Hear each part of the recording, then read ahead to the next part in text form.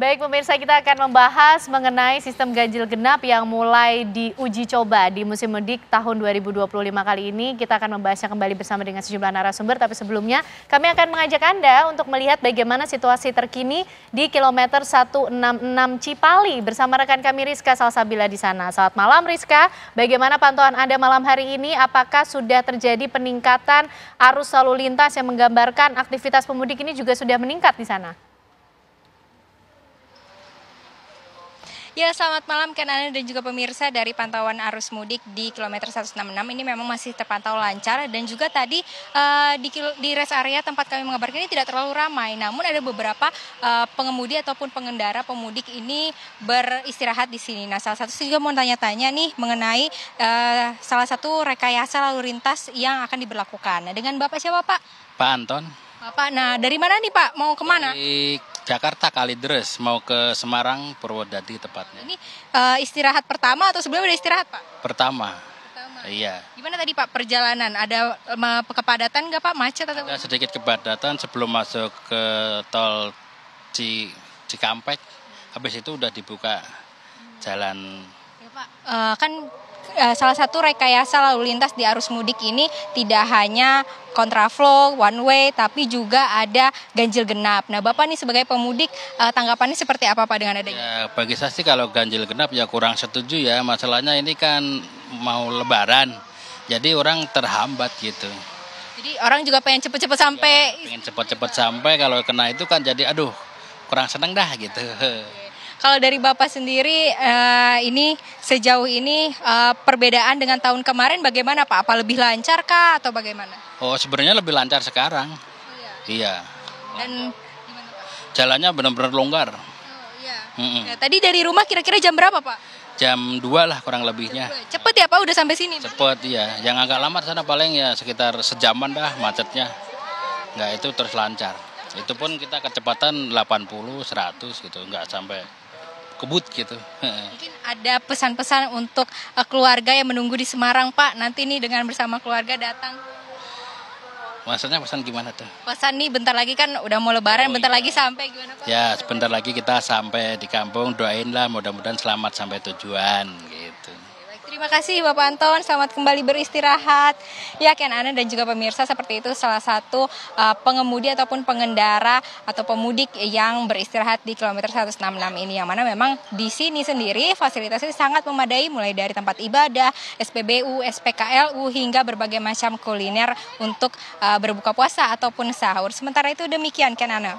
Baik, terima kasih Rizka Salsabila mengabarkan dari kilometer 166 Cipali. Selamat kembali bertugas di sana, jaga kesehatan Rizka. Dan kembali kita akan membahasnya bersama dengan sejumlah narasumber di sini. Bu Ellen nih nampaknya di rest area tadi perjalanan juga katanya longgar Bu, lebih lancar dibandingkan tahun lalu. Ini juga membuktikan apakah memang ada perbaikan tentunya dari tahun ke tahun melihat perjalanan mudik masyarakat dari setiap musimnya. Seperti apa Bu Ellen?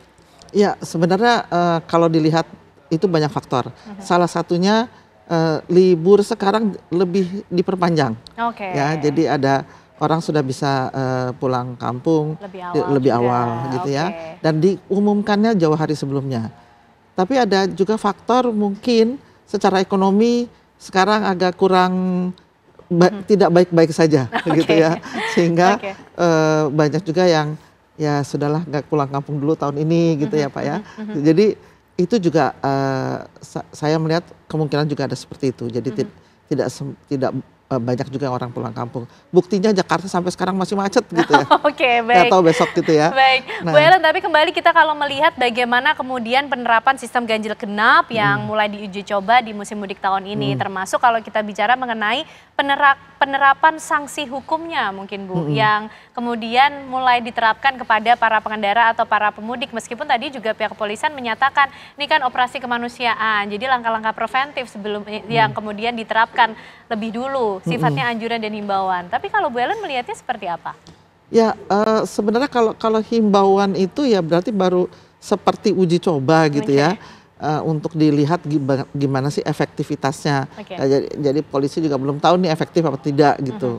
Nah itu yang saya katakan bahwa karena simulasinya sulit dilakukan ganjil genap itu.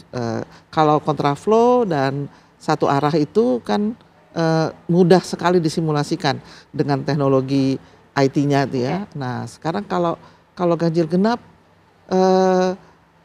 belum bisa diterapkan, menurut saya belum bisa diterapkan penegakan hukumnya.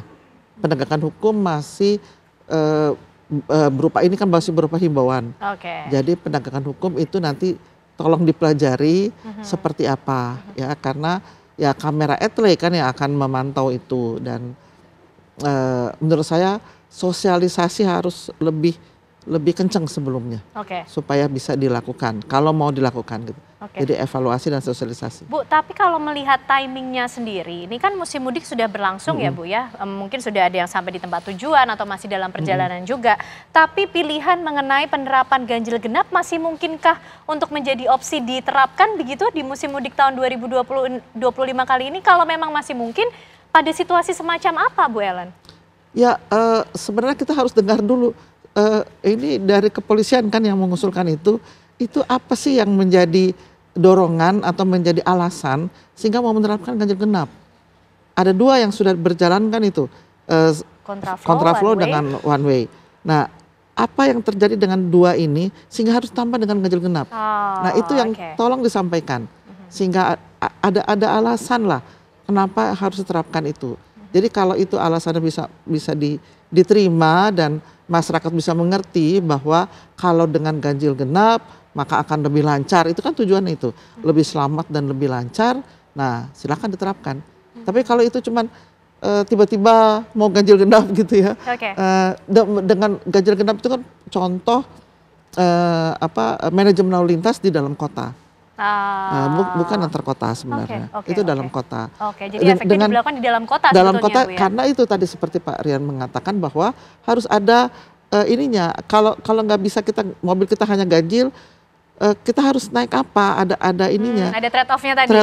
Trade off-nya itu kalau dalam kota kan ada bus, ada angkutan umum massal gitu, ada LRT, ada MRT misalnya.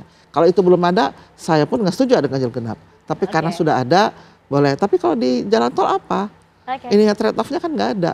Jadi trade off-nya adalah mereka menggunakan jalur arteri. Nah, jalur arterinya juga siap apa tidak. Gitu.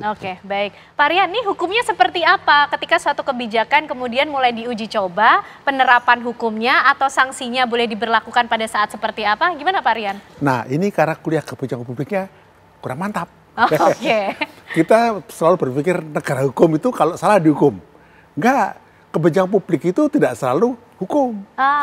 Jadi, contoh ini sering aja ya, kalau kita mau kebijakan ganjil genap dilaksanakan sekarang ya, maka yang diimpose trade off-nya kalau nggak bisa yang lain, maka trade off-nya adalah insentif. Jadi misalnya ya, saya kalau katakanlah hari genap ya, saya datang hari pas genap itu, di jalan tol dapat diskon 20%. Maka saya pengen seperti itu.